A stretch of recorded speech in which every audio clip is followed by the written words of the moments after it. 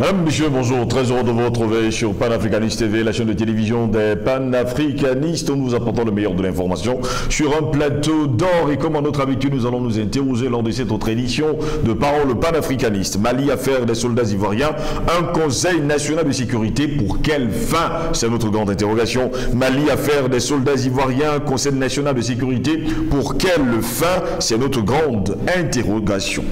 Après, on va le dire comme ça.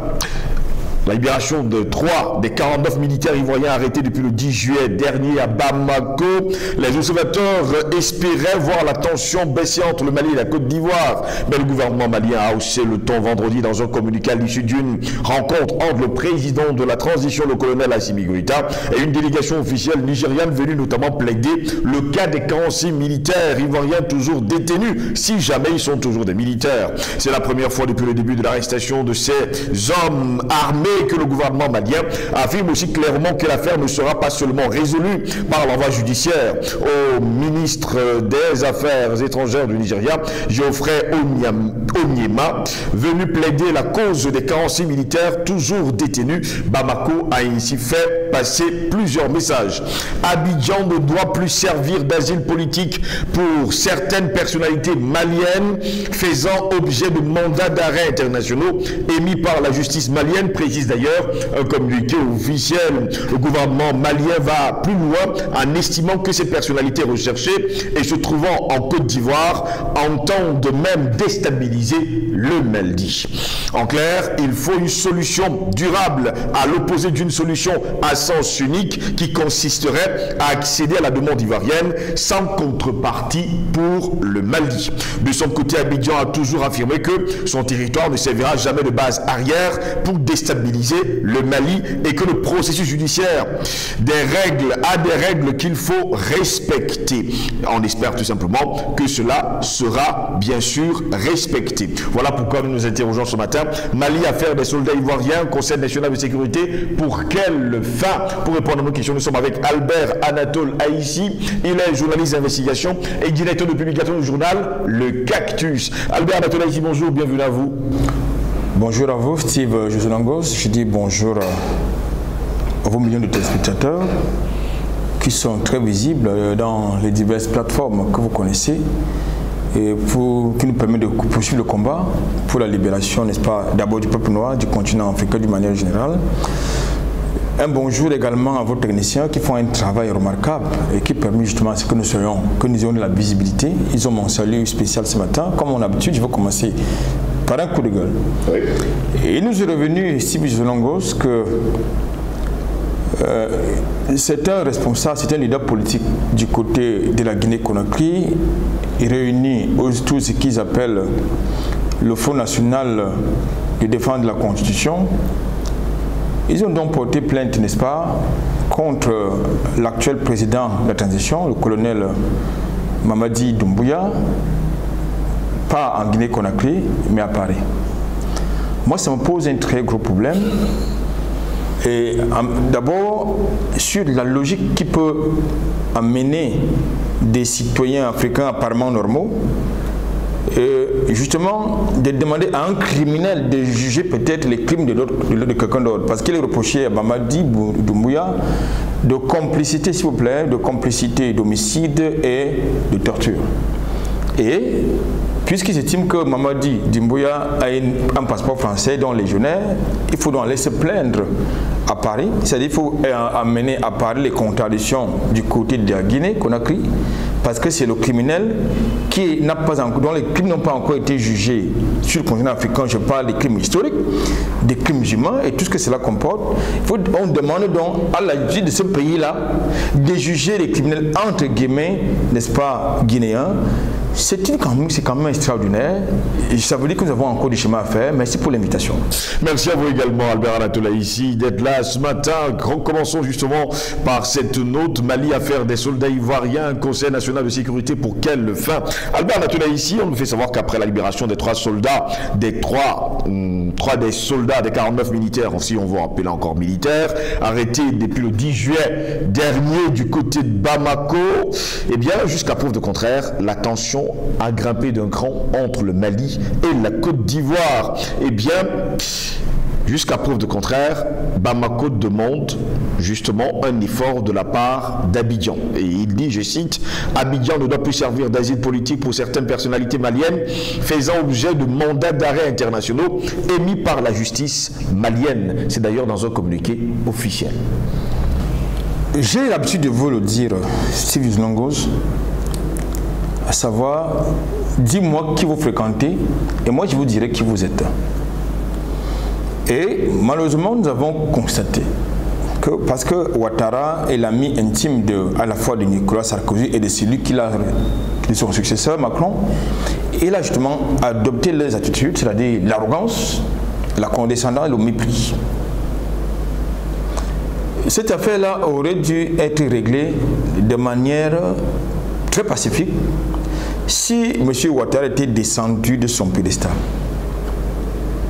Et comme il n'a aucun égard pour personne, et c'était le codème de la peau noire, il estime donc qu'en tant que patron politique dans la sous-région, les gamins qui sont du côté du Bamako, comme on les appelle, ne peuvent lui faire aucune pression. Malheureusement, ces gamins-là, qui sont du côté de Bamako, n'ont pas la même vision que M. Ouattara pour son peuple et pour la Côte d'Ivoire. Oui.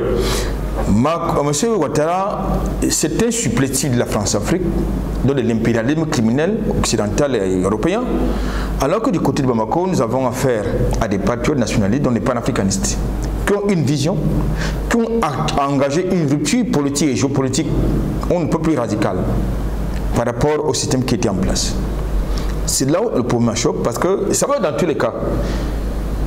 Si c'est terminé là, ça veut dire commencer, ça dit la négociation. Et puisque nous parlons de négociation, puisqu'il y a des médiations qui sont engagées en vue de la libération de, n'est-ce pas, de ces citoyens maliens, ces citoyens ivoiriens, il me semble que dans un processus de négociation, on prend en compte le rapport de force.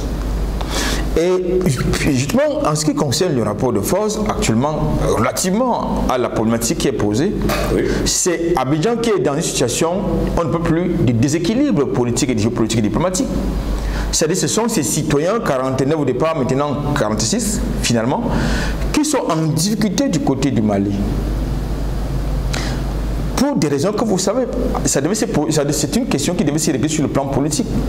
Comme ça s'est fait avec les 3 soldats qui ont été libérés il y a quelques jours, ça veut dire que Bamako a montré, par ces gestes, Bamako a montré qu'il était de bonne foi, qu'il était disposé à la négociation, c'est-à-dire lâcher un peu du lest, et il s'attendait Bamako à avoir un peu d'effort du côté de l'Abidjan. Abidjan est resté inflexible.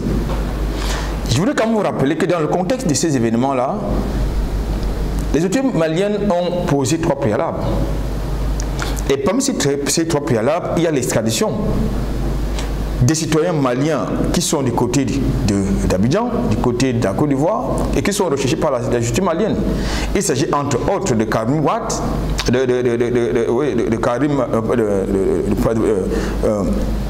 oui, je crois que c'est Karim Wade qui est le frère de l'autre, je pense, Karim Keita, c'est-à-dire le fils d'Ibrahim Boubacar Keita, oui, et de Boubou Sissé, entre autres. Je pense qu'ils sont 3 ou plus, voire plus.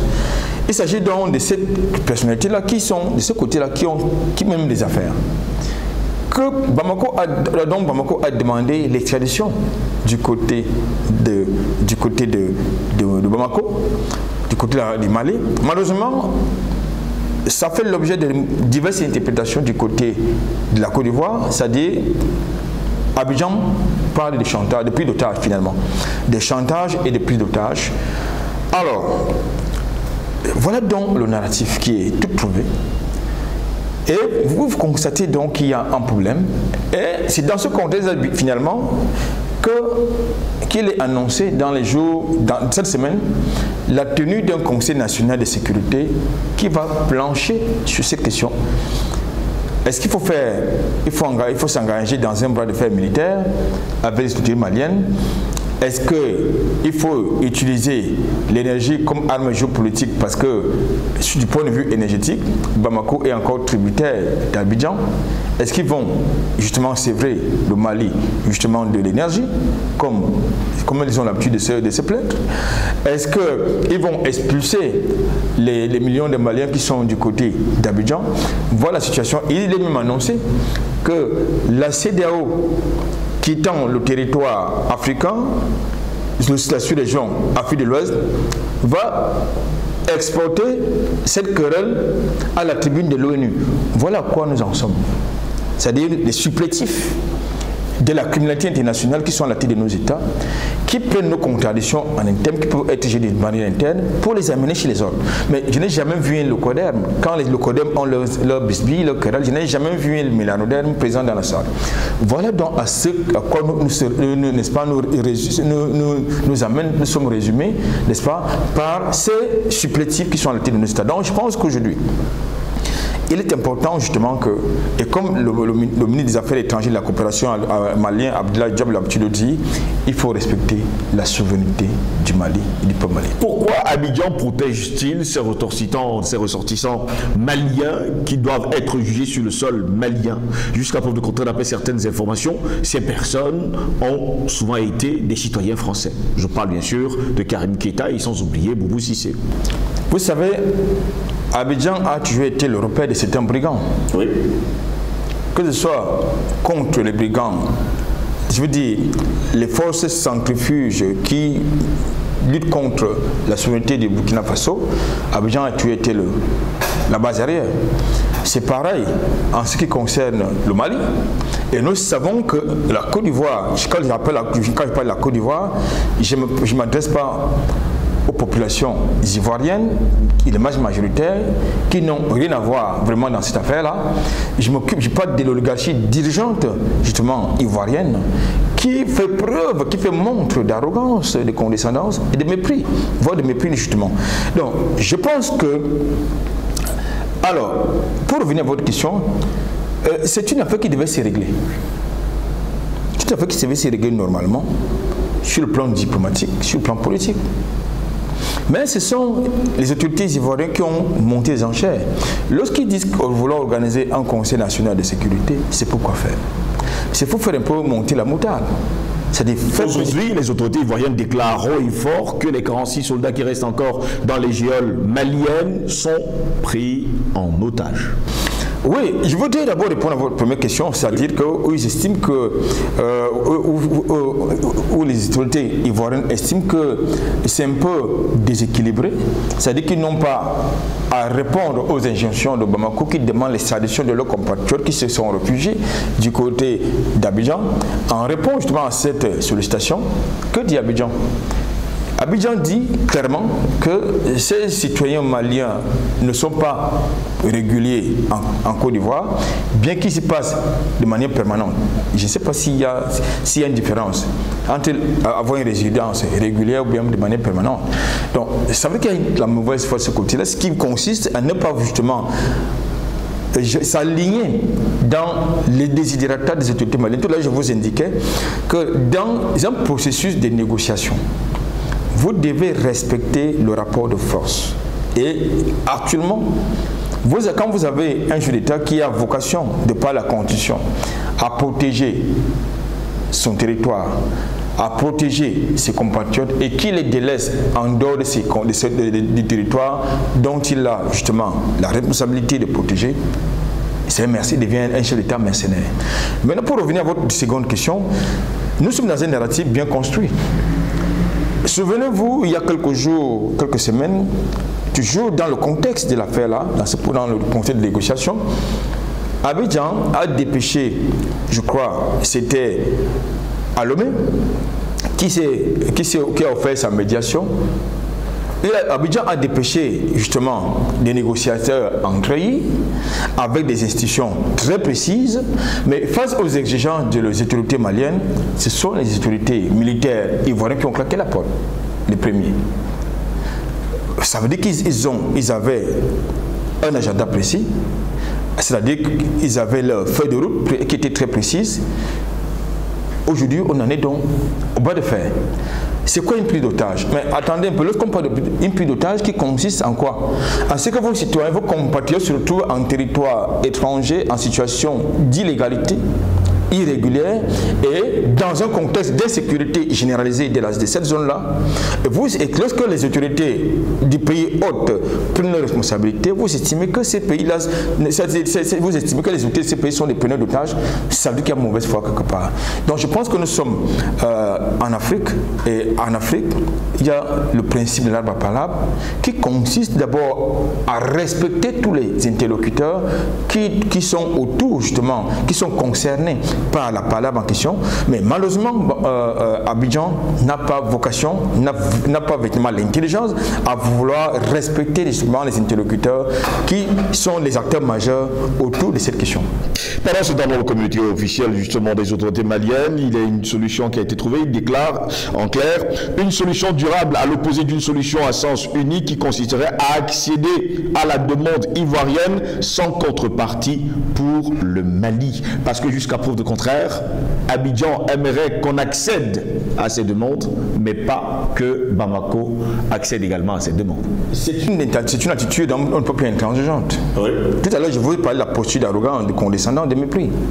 C'est-à-dire, puisque lorsque vous voyez la posture et l'attitude de Ouattara et de ses collaborateurs, ils sont dans une posture de mépris, à la fois de leurs concitoyens et leurs compatriotes, et à la fois, et en plus, et ensuite, ils sont dans une posture de mépris des institutions maliennes. C'est ça qui est la question. Or, dans ce cas précis, ils ne sont pas en situation de force. Je précise bien, vous avez la MINUSMA, puisqu'il s'agit d'elle, puisque c'est sous son couvert que Abidjan prétend que son contingent, le contingent de ces hommes, de ces militaires agissait, la MINUSMA ne reconnaît pas que ces militaires agissaient sous la bannière de la MINUSMA. Ça veut donc dire que vos compatriotes sont dans une situation d'illégalité. Ils sont plus ou moins considérés, ils peuvent être plus ou moins considérés comme étant des mercenaires, ou dans une moindre mesure comme les espions. Mais des espions qui ont débarqué en territoire étranger avec un matériel militaire conséquent. Donc je crois que l'occasion faisant le larron, le Mali a bon droit de saisir cette opportunité, pas pour faire le chantage, contrairement à ce qui est dit, je vais dire à Abidjan, mais pour justement également poser ses exigences. Et il me semble que aucune des trois exigences qui ont été formulées par Bamako n'a pas été respectée, par Abidjan du tout. Bien au contraire, Abidjan, comme je vous le dis, fait du dilatoire et s'ingénue à faire de la mauvaise foi. Pendant ce temps, Abidjan a fait quand même une sortie à Albert Latola ABC et affirme que son territoire ne servira jamais de base arrière pour déstabiliser le Mali et que le processus judiciaire a des règles qu'il faut respecter. De quel processus, en parlant justement de quelles règles judiciaires parle justement Abidjan? Commençons par évacuer rapidement ces narratifs où Abidjan prétend ne pas pouvoir être capable de servir de base arrière pour la déstabilisation du Mali. Je voulais vous rappeler, parce que nous n'avons pas des factuels. Oui. Au moment où se déroule justement cet autre épisode entre le Mali et l'Abidjan, avec ses alliés, il y a une plainte qui a été déposée au Conseil de sécurité de l'ONU contre la France par rapport à la violation de sa souveraineté et de son espace aérien. Et lorsqu'on parle d'espace aérien, que disent ces documents? Là, je prends le narratif du ministre Abdoulaye Diop, ministre des Affaires étrangères et de la coopération, qui dit que la plupart de ces aéronefs décollaient du territoire ivoirien. Mais c'est quand même formidable, extraordinaire que j'entende ça. Que Abidjan dit qu'il ne peut pas servir de base arrière pour déstabiliser le Mali, mais pourtant, des aéronefs de l'aviation militaire française décollaient de la Côte d'Ivoire sans aucune autorisation pour aller espionner non seulement environ l'espace aérien malien, mais en espionnant le déploiement des forces maliennes, des forces armées maliennes dans les fronts antiterroristes. C'est voilà ce qu'il est question. Il faut donc rapidement évacuer ces narratifs. Maintenant, pour revenir à l'aspect judiciaire, je pense que jusqu'ici, les droits, nous n'avons pas eu des papiers faisant, nous n'avons eu aucune information faisant état de ce que les militaires, les soldats ivoiriens sont maltraités ou bien sont victimes de torture de ce côté-là, là où ils sont gardés. Ils sont bien traités de manière très respectueuse par leurs camarades d'armes, parce qu'il s'agit quand même des militaires qui les ont arrêtés, et c'est également des soldats. Donc, si l'affaire a pris une tenue judiciaire, mais c'est parce que Abidjan a fait preuve de condescendance. Tout à l'heure, je vous indiquais que c'est une affaire qui devait se régler sur le terrain diplomatique. Et avant que ça s'envenime, il y a quand même eu beaucoup de temps. Avant qu'ils soient inculpés comme étant des mercenaires qui ont porté atteinte à la sûreté de l'État malien, il s'est quand même écoulé plusieurs jours. Le temps pour que Abidjan fasse preuve de bonne foi. Ça n'a pas été le cas. Donc je pense qu'aujourd'hui, nous ne pouvons se prévaloir de sa propre turpitude.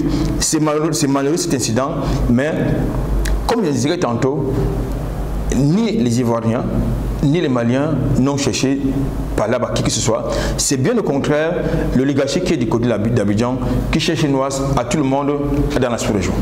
Où est passée aujourd'hui la médiation togolaise pour que finalement c'est une médiation nigériane qui a passé quelques heures du côté de Bamako? Ce qui est extraordinaire, mais je pense que la médiation togolaise a permis la libération de 3 soldats. Maintenant, nous avons l'habitude de voir les films d'action où vous avez des prises d'otages. Et vous avez des prises d'otages qui forment des exigences. Et en face, très souvent le négociateur ne doit pas être partial.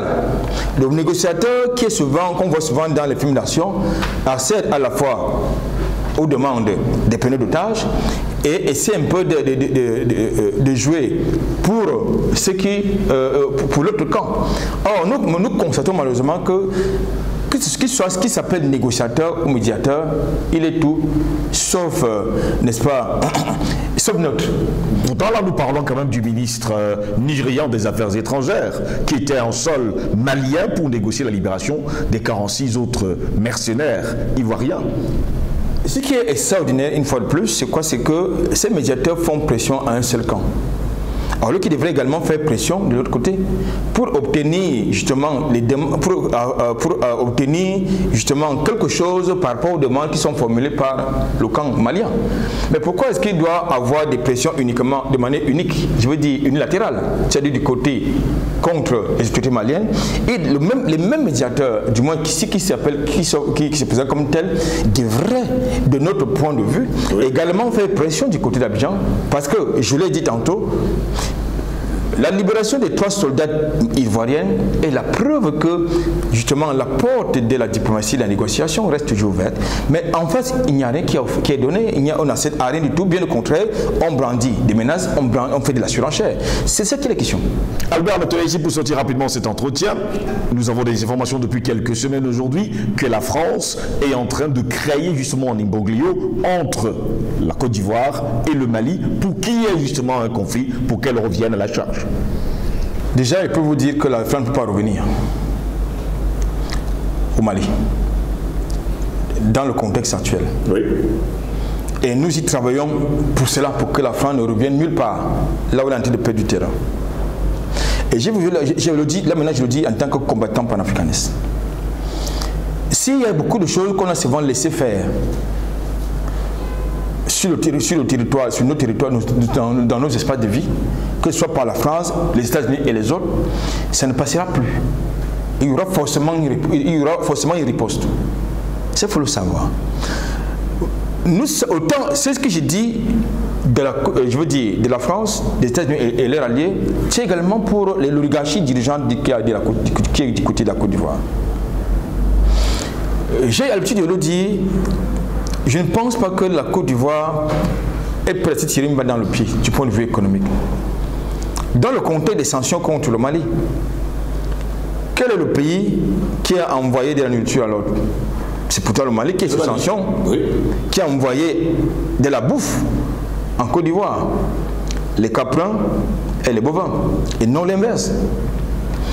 Est-ce que la France manœuvre, la France, c'est Paris et Macron, tout ce que vous voulez, manœuvre justement pour garder, pour continuer à garder pied à terre dans la zone. Mais c'est une illusion. Malheureusement, c'est une illusion. Vous avez des supplétifs comme Bazoum et Ouattara, ça les engage. Mais l'histoire va s'en charger et de la plus brutale de violente, de la plus violente, de la plus brutale des manières. C'est pour vous le dire. Aujourd'hui, nous ne pouvons imaginer que Macron puisse, dans ses pérégrinations africaines, à tenir un narratif qui consiste à diffamer. Quand on arrive à ce niveau-là, alors qu'on porte la fonction du président de la République, d'un État comme la France, quand on arrive au niveau de la diffamation des combattants que nous sommes, ça veut dire qu'on est pire qu'un immature politique. Ça veut dire qu'on n'a même pas encore atteint l'âge de l'adolescence politique. Ça veut dire qu'on a encore un pubère politique. Quand je le dis, et pour sortir Steve Gelongos, je pense qu'aujourd'hui, la personne qui a peut-être intérêt à ce qu'il y ait des bisbilles militaires entre Bamako et Abidjan, c'est Ouattara. Parce que ce qui se passe chez ses voisins maliens, ce n'est pas de tout commentaire et c'est l'embête. Parce que lui, qui s'autoproclame le leader politique de la sous-région, on lui donne des coups de politique. On lui donne des coups de révolution. Il n'est pas un révolutionnaire, malheureusement. Merci à vous, Albert Antola, ici d'avoir été des nôtres. C'est fait un plaisir. Mesdames, Messieurs, c'est ici que s'achève cette autre édition de Parole panafricaniste sur Panafricaniste TV. N'oubliez surtout pas que tu sois d'une chasteté transparente comme la glace, d'une pureté de neige, tu ne réussiras jamais à échapper à la calomnie. Au plaisir de vous retrouver très bientôt. Bonne journée à toutes et à tous.